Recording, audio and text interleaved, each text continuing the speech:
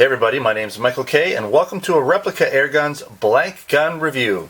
Haven't done a blank gun review in a while. There just really aren't that many of them or new ones available here in Canada. The only time I really get a chance to review them is when I come across a used or previously owned version. A lot of times I'll be trading with somebody. So what do we have here? We have the ME8 and it's called the ME8 General and it's a 1911 replica and it uses 8mm PAK blanks. Now I acquired this one. It's a rare 1911 blank pistol via a trade I made with another gun collector here in Canada. As part of my trade deal I made, the fellow's name is Jordan and I'm going to give him a bit of a shout out to his YouTube channel. Now Jordan makes a variety of videos ranging from air gun to blank gun to real gun videos. So make sure to check out Jordan's channel. He's got some cool slow-mo stuff. He's got some nice videos there. And I'll put a link in the description of this video. I'll also put a link over on the post for the review that I'm going to do for this gun that'll also have some pictures and stuff for you guys over at replicaAirguns.com. So check out Jordan's YouTube channel for sure.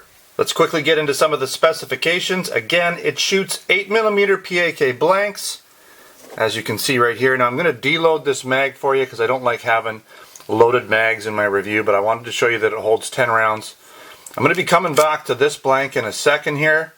You can see it's been fired, and I'll talk about that in a second. But look at the firing pin on this one, okay? Or not the firing pin, the actual primer pin. The primer, okay?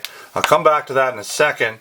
But that's shell 1, 2, 3, 4, 5, 6, 7, 8, 9, 10. Now, I was able to pretty much jam 12 rounds in here.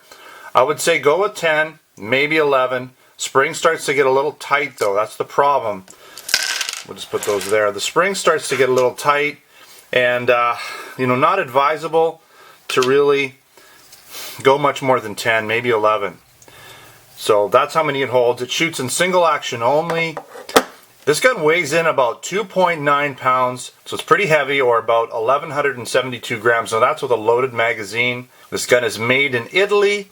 It was produced somewhere around the late 80s, so 88-ish, somewhere in there. Now I'm not 100% sure. I couldn't find very much information on this gun at all. There's really not that many of them around. Very few reviews, next to really no YouTube videos or videos that I could find. And through my sort of investigation, I came across a very similar version by Bruni. So maybe Bruni and ME, I'm not even sure, but they may even be related companies. So that's possible. Both of those companies are situated in Italy, so it's quite possible.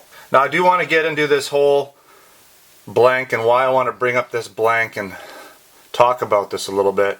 So when I had all of these rounds, I had basically 11 or 12 rounds in the mag. This was the one on the top. Now I loaded the magazine in, and I don't like to, especially with these guns that are really rare, I don't like to pull the slide catch down and wear the parts, even though they may wear just fine. But what I did is I just racked it like that, okay? So I pulled it down and released it. What ended up happening, I might have to show you this just to kind of see it.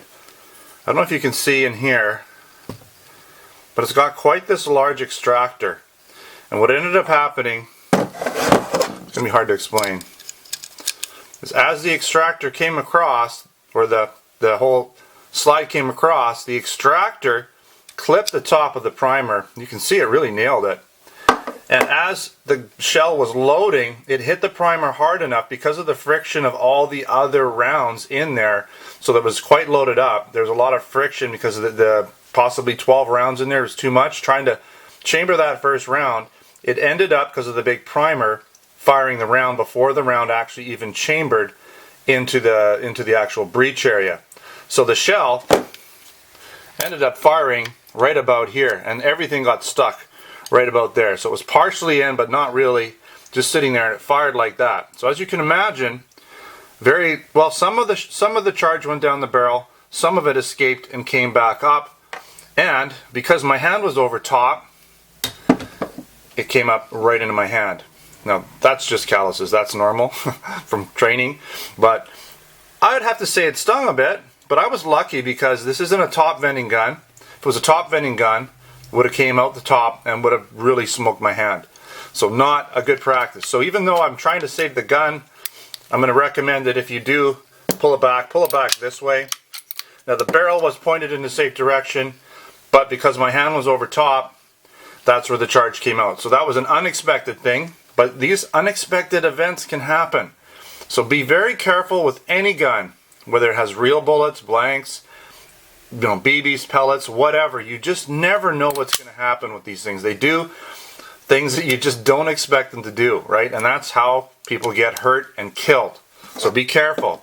Use my experience to help you down the road, right? So that's something I'm not going to do anymore. I'm gonna, if I do release it, I'll release it from the back. I won't release it from the top because things happen, right? Now, the bullet's not going to come out the top, but some of the charge may.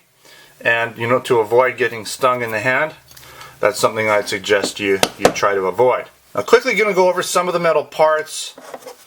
Not a lot in this one. Metal parts, obviously the metal magazine. Really go like this here. The barrel is not metal at all, nor is the breech that I could tell. But things like the extractor, all the pins, all the screws, the trigger's not, hammer's not actually. None of this is.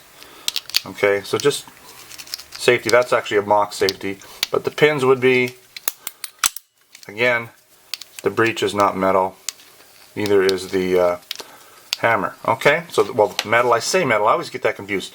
This gun is metal. It's mainly zinc, but the steel parts is what we're talking about. The hardened steel. Those are the parts that the magnet would pick up. Okay, and so you know things like screws, pins, but other stuff like this hammer, trigger, even the catch release, not steel. All right, so let's pop this down for a second. I do want to compare this to a few other guns. I have reviewed another ME. This is my, take a quick look here, ME9 Mini Para. So check out that review. This gun does have a bit more steel, like in the barrel. Different places does have more steel in it, right? Like the hammer. So definitely more stuff going on in terms of steel there. But check out this review. This is a 9mm, I believe. Yeah, 9mm pistol. Nice gun. Okay. Another older one that I acquired via trade, and really nice gun. So I just wanted to show you that because it is another ME gun. In terms of 1911 comparisons, we have my Smith & Wesson here. This is a Umarex product, I believe. Umarex gun here. And I have reviewed this one as well. 1911 two-tone. This one is top venting, so that would have been an oucher if that one had gone off. It vents out the top. But this is, I believe, an 8mm as well. Okay. And so, nice gun though. And really the gun that it most looks like is this San Foglio Witness, which is a BB gun. But because they're both basically styled after the Colt 1911A1. Alright, so the classic 1911, almost the Army version, I guess you could say. Now the grips are a little bit different, but they're a little thicker wood. And these are wood grips, by the way. Okay, so, but most closely replicates this guy, the KWC 1911, or Cybergun KWC 1911. Alright, we'll put this guy back in. We'll see we're clear. We're clear. Okay. Now, it does have the bottom portion here, so that's how the magazine release works, which is not like a 1911. None of the grip safety works. Everything's pretty much fake or for show. Even this spring is just molded in, and the safety is molded in. Okay, none of that works. There is no safety on this gun. The slide catch does work, okay, but you have to, you know, if it does come down, it doesn't really, it's just sort of a latch. Okay, I guess we're basically doing the walk around here. This is the left side. ME8, some markings there.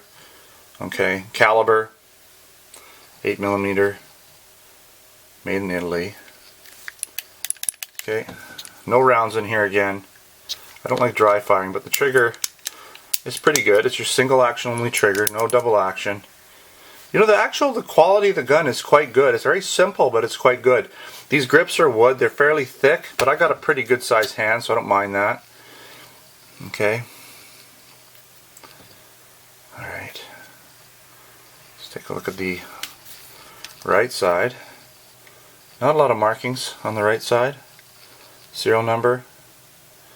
Okay, this just screws out, so you can take this piece out if you want. Now I tried field stripping it, I tried removing that, and you know, you might have to take these pins out, or maybe this rear pin. I'm not sure, but I couldn't field strip it for you guys, not easily. Okay, so keep that in mind. Alright, look at the bottom here. Nice quality though. In terms of seams and stuff, there really isn't too much going on. It's really a nice gun. It's got a little bit of wear, but you know, it's an old gun, so it's in great shape, really. It does have the threaded barrel for your flare adapter, okay, which it came with. Let's look at the back here. Okay, there's your firing pin. Basic sights, post notch. You can see obviously through the mag well. Right, it's your extractor on the top, so it should extract out the top. It'll send them flying up. Haven't shot it yet, but it's supposed to work just fine. Alright, really nice gun. Like I said, it's well made. It's not cheaply made at all. Even though it's fairly basic, it's not cheaply made.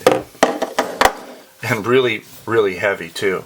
Now I will be doing a shooting test with this gun. I'll fire off some blanks, although I kind of did a shooting test already into my hand. But I will be doing a proper shooting test, or I'll video it. I'll get some high-speed footage of that if I can as well. I'm waiting on an iPhone 6 with 240 frames per second, high-def slow motion, so hopefully I get that soon and I'll be able to use that for the high-speed portion of that video. That would be really cool. So I might just wait for that phone to come in before I do this video, because that would be cool, getting that on 240 frames per second in high def. Alright, thanks for watching another Replica Airguns video. Don't forget to subscribe. Check me out on Facebook and Twitter. Username is Replica Airguns. Come on down to replicaAirguns.com, where we have posts, articles, reviews for you guys. I'll have a review for this one, a written review with a bunch of additional nice high quality photos there, so you can get a closer look at this gun. Of course, we have our Canada and US online Replica Airgun stores, where we sell air guns, BB guns, airsoft guns, pellet guns, blank guns, knives, and other accessories.